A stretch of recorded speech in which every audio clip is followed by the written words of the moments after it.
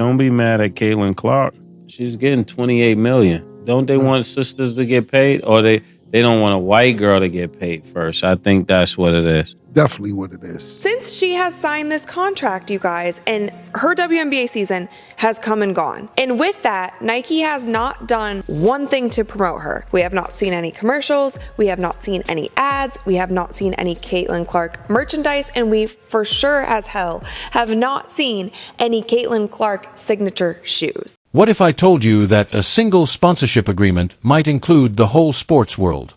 There is much more to Caitlin Clark's massive Adidas deal than just footwear. It also draws attention to racial tensions and gender issues. This transaction utterly disproves what we think is true about sports marketing. I want Asia Wilson to have a shoe and every black young lady to have a shoe. But she's marketable, and I'm not saying you young ladies aren't. You said Asia who? Asia Wilson. Asia Wilson. So from the Aces? Yes. That's what everybody's mad Oh about my because she goodness. doesn't have a Yeah, sneaker. that does make sense. Right. So I'm not saying she's not marketable, but people are up in a frenzy, and nobody was paying attention when I was talking about this during the NCAA tournament, not the sneaker. What's the big deal, you may ask? Okay, allow me to clarify. Both AIA Wilson and Caitlin Clark were signed by Nike, although neither had a signature shoe at the time. Then, while encouraging Caitlin Clark to wait, Nike made the decision to create a signature shoe for Wilson. Nike said nothing more after that. In the meanwhile, rookie phenom Caitlin Clark received a big contract with Adidas, but there are concerns about the timing. Conversely, AEL Wilson, a multiple MVP winner, plans to start producing her own trademark sneaker. Nike, however, wants to take the initiative this time. You deal with corporate America. It is no feelings involved. It is purely business. And a lot of people get emotional over race, over how good you are, over if this person's a better basketball player, football player, rapper, singer, whatever. It is all about business for corporations in corporate America. And it's all about, can you sell their product? It's not only about two players, however, and here is where things start to become very intriguing. It has to do with gender, racism, and sports marketing's future. We're discussing a transaction that affects the whole industry, and we'll explain why it goes well beyond standard business. This article will change the way you think about sports sponsorships, so be ready. Under Armour, Adidas, Reebok, whoever said, because she sell our shoe. Could we sell our shoe? Because when you sit there and say, Caitlin Clark got $28 million, first of all, that equals $3.5 million a year if you do the division. Yeah. All right, let's zoom out for a while. Not only Caitlin versus A, but a fight of giants is now taking place. The battle between Nike and Adidas has higher stakes than ever. Are you ready to see how it turns out? Reports Nike wants to prioritize Asia Wilson, and it fears the optics of giving a rookie a signature shoe before an already established star who just won league MVP for the third time. By sticking to their tried-and-true strategy of endorsing well-known celebrities like AIA Wilson, Nike has been playing it safe. However, the issue is that while they were focused on the big names, they could have missed out on the next big thing. Caitlin Clark has been making headlines while Nike has been caught sleeping. Nike struck absolute gold when they signed Caitlin Clark to an 8-year, $28 million endorsement deal. So why in the world are they... What happened to Clark after Nike signed her? There are no items, no ads, nothing. They seem to have lost sight of the fact that they were working with a rising celebrity. In the realm of sports, you are aware that sleep deprivation results in defeat. So when she turned pro, several shoe companies were after her. Under Armour said she'd be the face of Curry brand, Adidas and Nike. Adidas intervened and made Caitlin Clark an offer that had everyone talking. It is a declaration rather than just a contract. Adidas claims to promote and believe in women's sports. Adidas saw what Nike was unable or unwilling to do. Now let's talk about regular season viewership, not draft viewership. Regular season viewership, it grew by 20% in 2023. It's grown by 180% now, which means it would take another 5 or 6 years to do what Caitlin Clark has. But here is when the interesting part begins. Clark is not just a gifted athlete, but also a game share. WNBA viewership has grown by 400% since her debut. Is it unbelievable that a single player is transforming the whole landscape of women's basketball? Over 1 million people watch her games on average. Doesn't make any sense at all.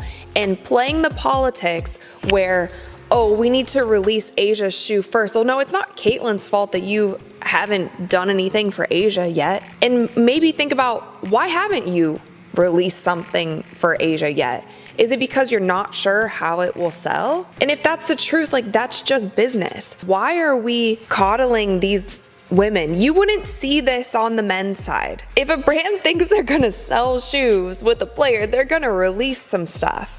They're not going to be like, oh, well, so-and-so has been playing in the league a little bit longer, so I'm going to make sure I get theirs out first, then we'll push Caitlin's 2 seasons. They're saying now that we might not get a signature shoe from Caitlin until 2026 or 2027. So why did Nike let her get away from them? It can be related to internal politics. Maybe they are too focused on their present stars to recognize the next great thing that is right in front of them. Or maybe they're just stuck in the past, whereas Adidas is focused on the future. We signed a significant endorsement contract with Adidas. Landed a major endorsement deal with Adidas. This partnership is a game changer. It's a huge win for Clark and for women's basketball. Adidas isn't simply selling shoes here, as you can see. They are promoting an idealized version of women's sports. Yes, they are placing large bets on Clark, but they are also placing bets on a whole new era in sports marketing. They are saying, hey, we see the potential in women's sports and we're going Allen. AIA Wilson, a perennial MVP winner, is still waiting for her trademark shoe as Nike is left to catch up.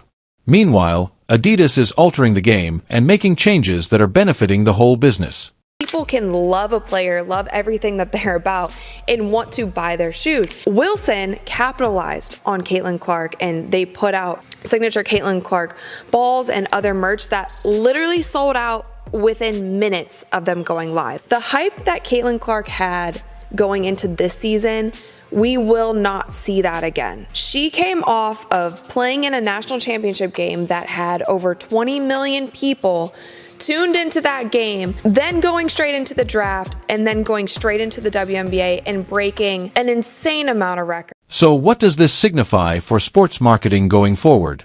Are we seeing a leadership transition?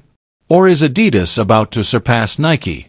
While everyone's focus is on the cash signs in women's sports, a controversial subject is simmering under the surface.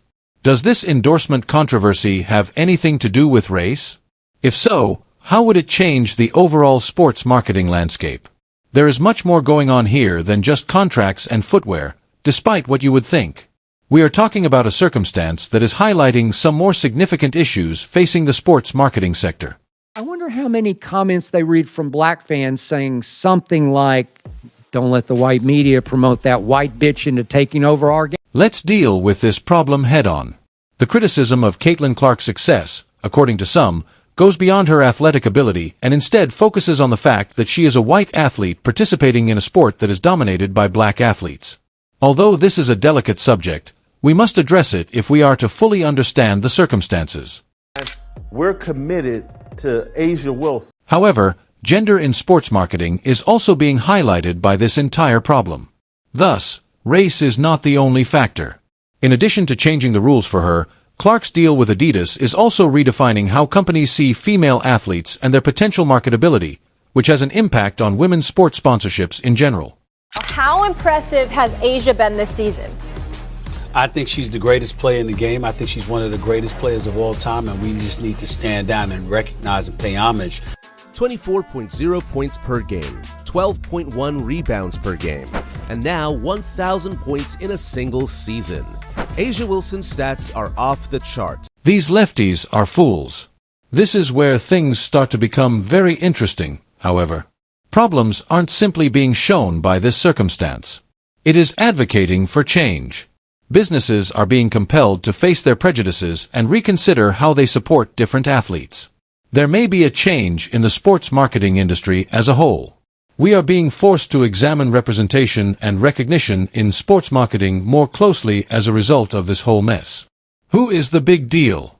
Who is abandoned? And why are there questions that companies can no longer overlook?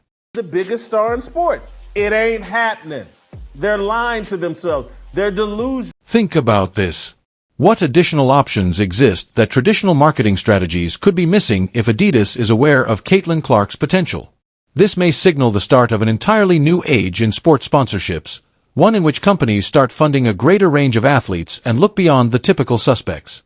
I appreciate you seeing my video. Well, Hawkeyes basketball star and top WNBA draft pick Caitlin Clark is coming to Indiana. She'll suit up to play for the Fever in Indianapolis. It's news that may have some people wanting to buy her jersey, and for some jerseys, prices are topping hundreds of dollars. So what does this signify for sports marketing going forward? Are we seeing a leadership transition? Or is Adidas about to surpass Nike? While everyone's focus is on the cash signs in women's sports, a controversial subject is simmering under the surface. Does this endorsement controversy have anything to do with race? If so, how would it change the overall sports marketing landscape? There is much more going on here than just contracts and footwear, despite what you would think. We are talking about a circumstance that is highlighting some more significant issues facing the sports marketing sector. Think about this. What additional options exist that traditional marketing strategies could be missing if Adidas is aware of Caitlin Clark's potential? This may signal the start of an entirely new age in sports sponsorships, one in which companies start funding a greater range of athletes and look beyond the typical suspects. I appreciate you seeing my video. Music. This entire situation goes far beyond just one contract or one player. It highlights a major turning point in how sports marketing is evolving right in front of us. What we're seeing isn't simply about endorsement deals or signature shoes. It's about how companies make decisions, how athletes are positioned, and how the future of women's sports is being shaped by both performance and market demand. The conversation around players like Caitlin Clark and Aya Wilson shows just how complex this landscape has become, where talent, timing, visibility, and branding all collide. At the end of the day, major brands like Nike and Adidas are making decisions based on what they believe will shape the future of their business. That doesn't always align perfectly with public expectations, and that's where debates begin. Some fans look at performance and accolades, while others focus on influence, audience growth, and long-term potential. Neither perspective is completely wrong. It simply shows how many different factors go into building a global sports brand today. What makes this moment so important is the impact it could have moving forward. Women's sports are gaining more attention than ever before, with rising viewership, stronger fan engagement, and bigger endorsement opportunities. Deals like these are not just individual wins. They represent a shift in how female athletes are valued in the broader sports industry. Companies are starting to invest more, take bigger risks, and think differently about who they promote and how they do it. At the same time, this situation also opens up deeper conversations about fairness, opportunity, and representation. Fans are asking questions. Who gets prioritized? Why certain athletes are pushed faster than others, and how these decisions influence the perception of the sport as a whole. These discussions are important because they push the industry to be more transparent and more thoughtful about its choices. Looking ahead, this could be the beginning of a new era where traditional marketing strategies are challenged. Instead of following the same formula, brands might start focusing more on momentum, audience connection, and cultural impact. That means more opportunities for a wider range of athletes, not just those who fit the old mold. It also means that competition between brands will become even more intense, as each company tries to secure the next breakout star before anyone else does. For fans, this is an exciting time.